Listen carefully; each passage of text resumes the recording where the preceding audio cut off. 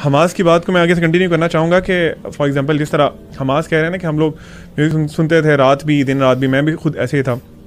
मेरे लिए ना एक बड़ा शॉकिंग वाक़या था कि एक शेख थे, उन्होंने ये इंसिडेंट बताया कि जो लोग बहुत ज़्यादा म्यूज़िक सुनते हैं ना तो डेथ तो देखे आनी है, मरना मैंने भी है, आप सब ने भी मरना है।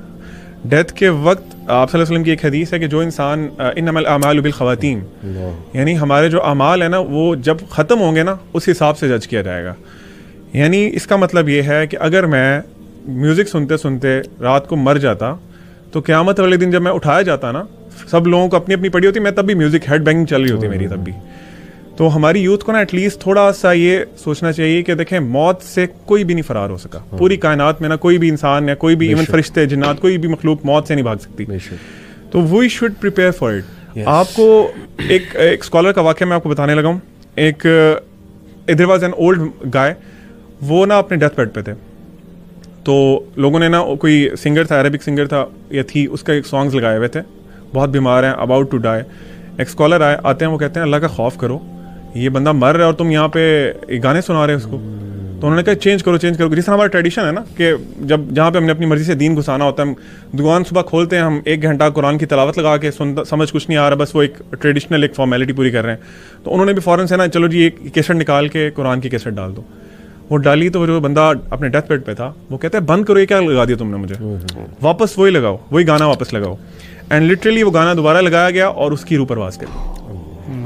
तो आप मतलब मुझे समझ नहीं आती, यूथ ये एंड चाहते हैं हम लोग। और जस्ट टू ऐड, एक Australian sheikh, I think sheikh Khalid Yasin ने कोट किया था, not sure but anyway he quoted के डॉक्टर्स से उनकी मुलाकात हुई है। तो डॉक्टर्स ने बताया कि we have seen patients, Muslim doctors ने, जिनके आखिरी कलमात गाने के लिरिक्स होते। एक्सीडेंट हुआ, गाड़ी का एक्सीडेंट हुआ, वहाँ पर आगे hospital, maybe they were listening to music.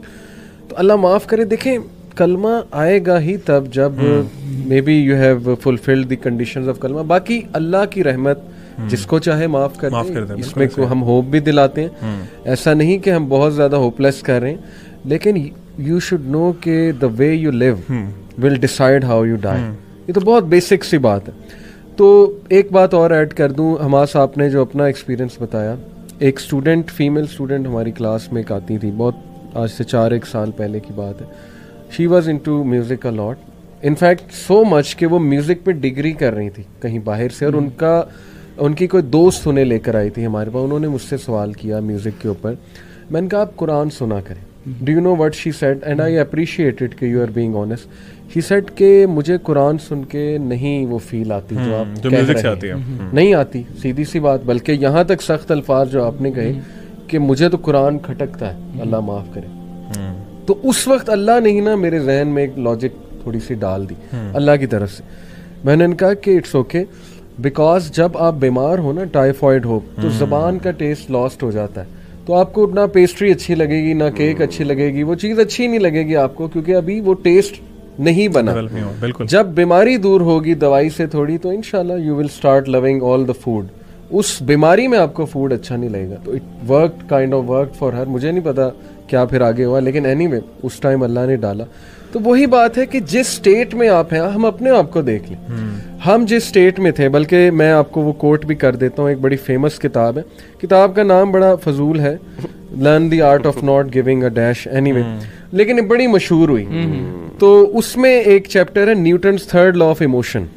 ये उन्होंने खुद अपनी तरफ से टाइटल रखा है, लेकिन साइंटिफिक रिसर्चेज उन्होंने कोट की।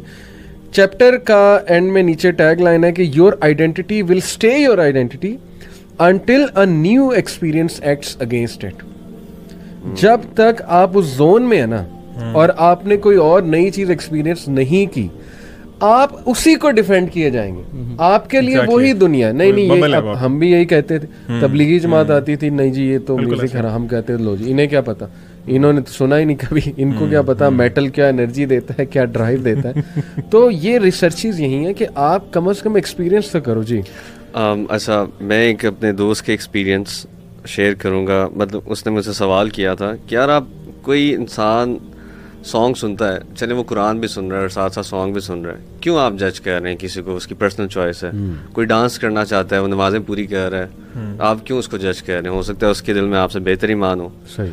तो उस वक्त मेरी अकल के मुताबिक जो मैंने उसे जवाब दिया था ना, वो यही मैंने कहा था कि यार अगर तुम डांस कर रहे हो, सॉन्ग सुन रहे हो और तुम्हें उसी में मौत आ जाए और तुम उससे सेटिस्फाई हो तो तुम सुनते रहो। बेहतर पैरामीटर उसको जज करने का ये है कि आप देखो कि मौत अगर मुझे इस हालत में आ जाए तो क्या मैं कंफर्टेबल हूँ, मैं जाऊँगा इस दुनिया से वो काम करते हुए।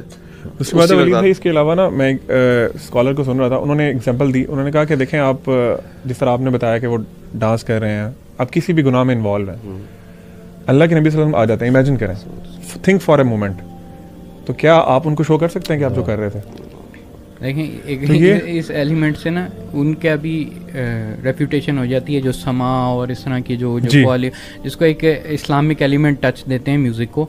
मैं इसकी बहस में नहीं जाना चाहता, लेकिन आप खुद देख लो कि मैंने एक दफ़ा कहा, मैंने कहा अगर वो जो मतलब यानी हजरा में वो मतलब यानी इस तरह ज़रबें लगा रहे होते हैं, मैंने कहा अगर तुम लोगों को हज़रत उमर देख लेना, उन्होंने सोटी पकड़ लेनी है, उन्होंने डंडा पकड़ लेना है और आप लोगों की हरकतें देख के कहना कि ये तुम लोगों ने दीन के साथ किया, ठीक है ना? क्या सहाबा ये करते थे बैठ के? Hamas criteria is very simple, जिसने मेरा बबल तोड़ा था। वो एक कोट है ना कि if you want to see a tree look at the fruits it's producing. Yes, exactly.